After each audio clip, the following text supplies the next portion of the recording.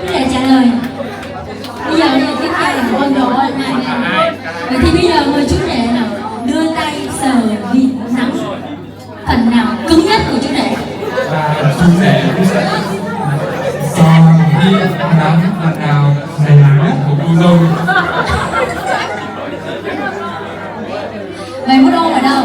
Không để cho chứng kiến về tình yêu. 1, 2, 3, ôm nhau đi. Rồi em xin rất là vui ở nghi thức bắt đầu buổi tiệc của chúng ta cũng đã ổn rồi. Rồi cô dâu chú rể trở về vòng tay yêu thương của quan khách và gia tộc hai bên. Rồi bây giờ chương trình văn nghệ sắp tay sẽ được bắt đầu. Giống như theo lời yêu cầu của cô chú, xin được phép mời cha xứ lên cho chúng con đọc kinh và mời quý vị ăn đọc. Xin cảm ơn tất cả quý vị.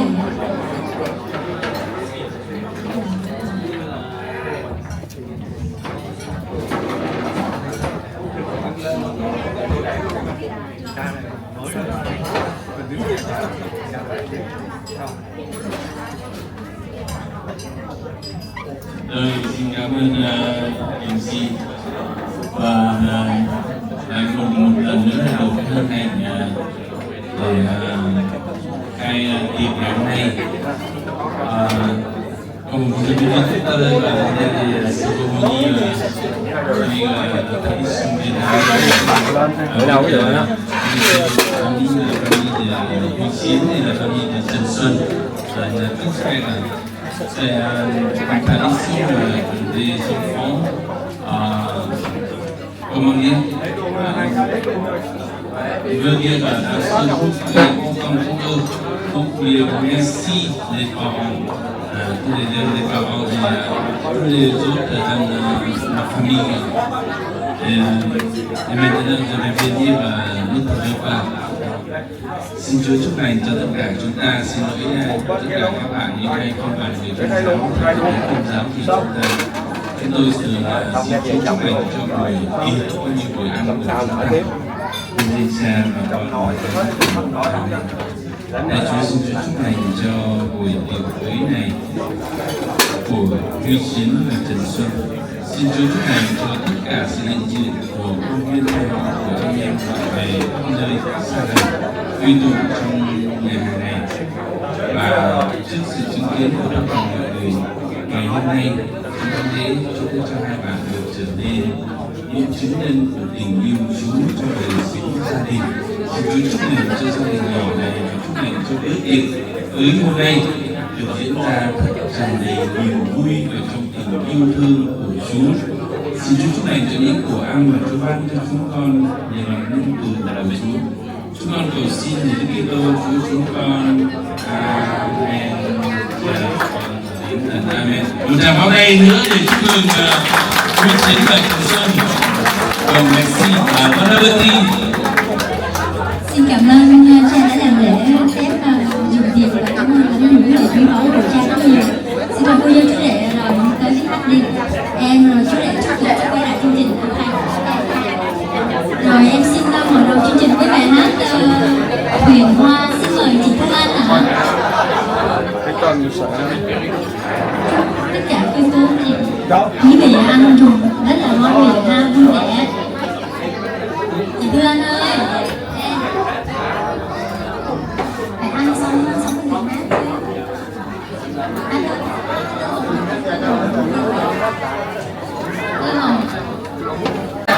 Du de khavet du ya. Khavet dişe. Salad la ya khavet du. Salad dişe.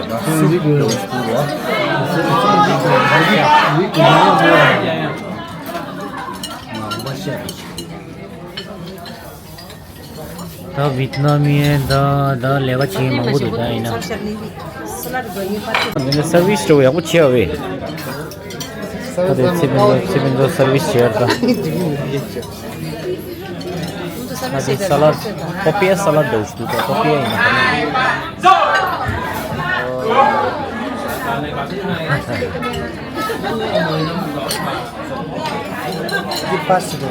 Mans lu be. Labu mang lu da. Ya.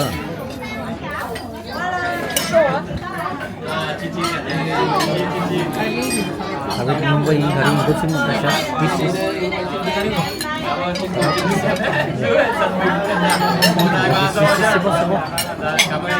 Sarap yung sa likod.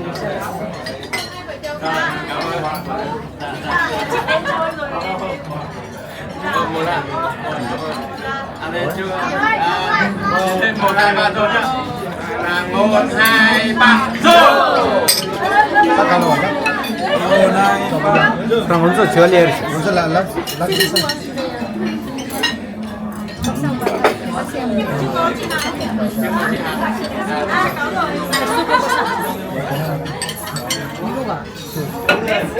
Lumayan sarap.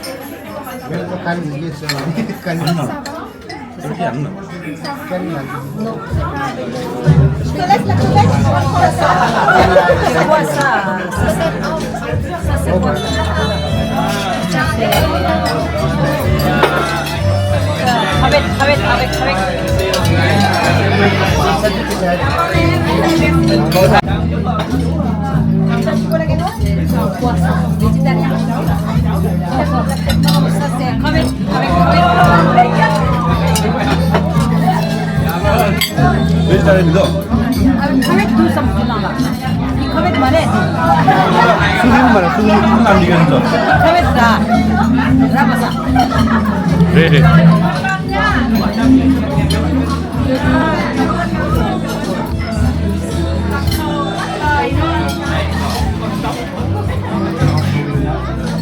Tá delícia.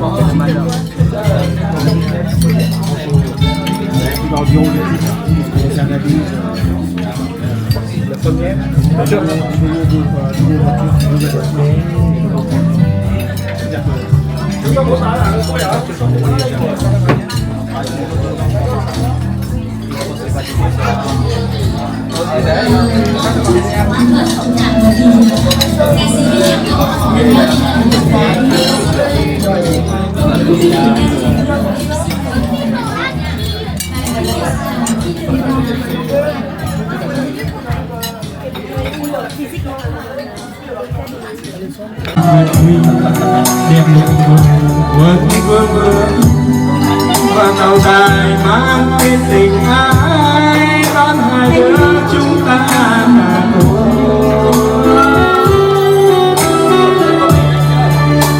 em ơi lâu đài tình ai đó chắc không có chịu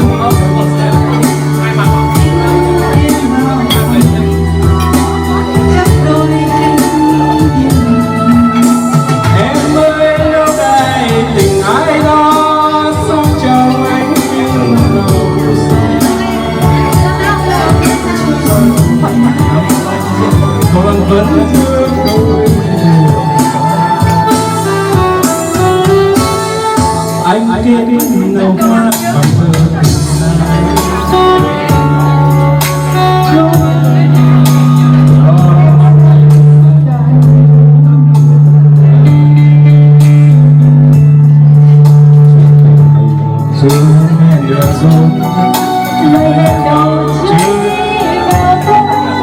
thì nậu đài mang tên tình ai đón hai đứa chúng ta mà thôi.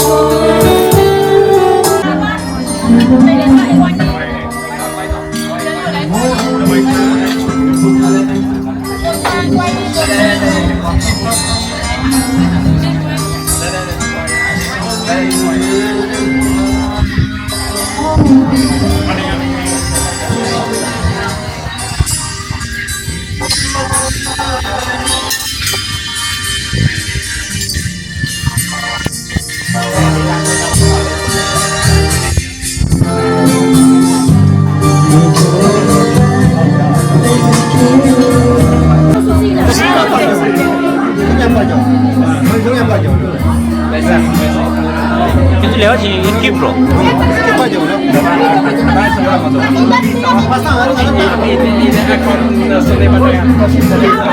Đúng rồi, bạn này ở bên công ty à?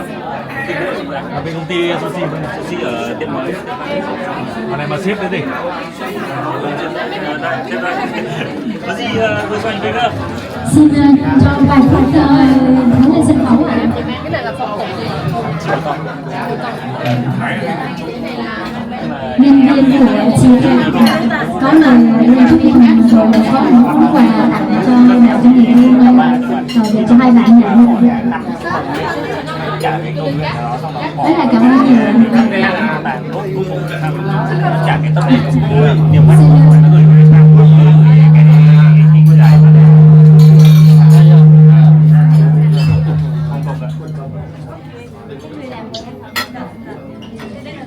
Thái Lan hay Trung Quốc? Xin lấy cadeau Hả? Tây Tạng à? Chủ với Tây Tạng.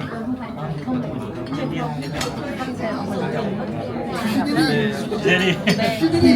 c'est une tradition à un pays, un ami. Je suis content de vous passer. À Cambodia aussi. Em nhớ rồi.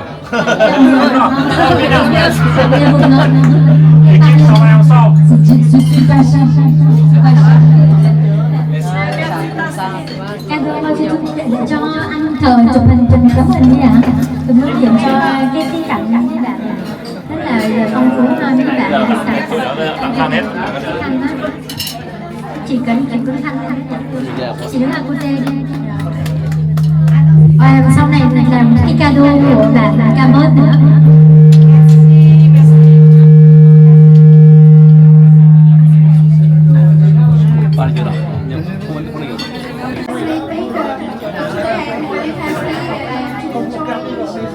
My boss, and today it is a very special day for my boss. I wish you be very happy and happiness and Dồn giỏi tiếng Anh đấy.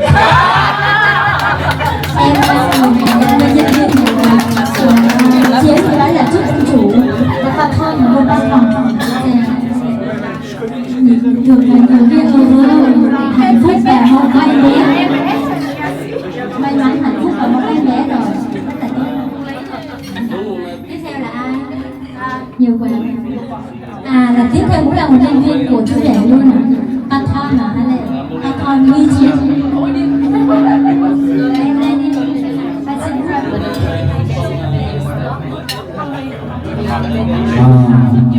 Félicitations. Anh là xúc động thì nói được là chúc mừng thôi, là những người tên là cái truyền thống c'est trop beau tradition, le cadeau tradition de votre pays. Si béton. Bravo, merci.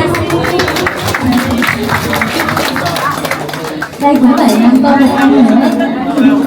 Cái này tượng trưng cho nhiều dịp vuông. C'est bon, je vous ai fait ça, vous avez fait un petit point. Il y a une autre chose.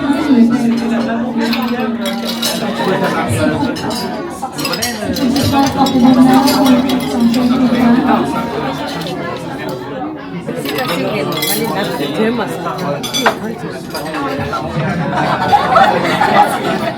Dạ rất rõ.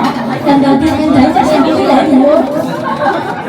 Thì mới còn để Bonner trả cái nữa.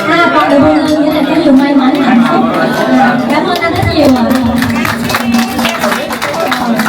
Vậy hôm nay là bắt đầu. Rồi, làm sếp bếp. Chụp hình một đứa tấm hình chụp hình với sếp bếp này. Xin chào là ekip của Patron Huy Chiến. C'est mon équipe, je pense. Merci beaucoup và tiếp tục chương trình. Em xin mấy nhân viên Nó sôi động một tí đi. thêm mới á. Phải giảm dần. Tây Tạng nhiều. Xin mời chúng tôi ăn chuẩn sự.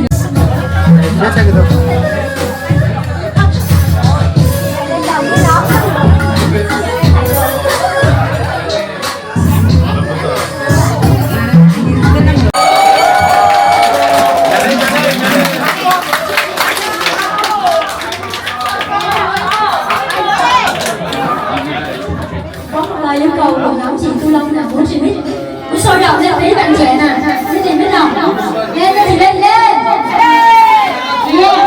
Được chưa? Yêu cầu của mình.